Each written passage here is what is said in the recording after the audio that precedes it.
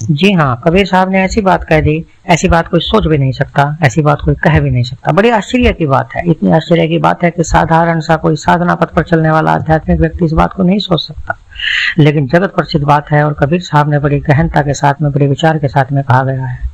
सागर का जो जल है वो खारा होता है, सागर में जल ही जल होने के बावजूद भी वो हमारी प्यास को नहीं बुझा सकता, लेकिन वही जल जब बारिश बनकर नीचे टपकता है, नीचे बारिश बनकर आता है, तो वो हमारी प्यास को बुझाता है।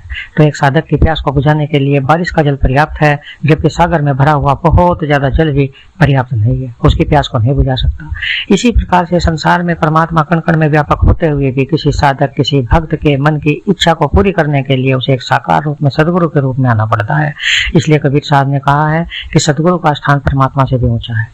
किसी साधक को सही रास्ता दिखाने के लिए, कल्याण का मार्ग बताने के लिए, उसे जीवन जीने की रास्ता दिखाने के लिए वही परमात्मा जब सदगुरु के रूप में आता है, तब उसका स्थान परमात्मा से भी बड़ा एक साधक की दृष्टि में हो जाता है। इसी बात को स्पष्ट करने के लिए कबीर साहब ने कहा है कि गुरु गोविंद दोहु खड़े, काके लागो पाए, बलिहारी गुरु आपने गोविंद दियो बताए।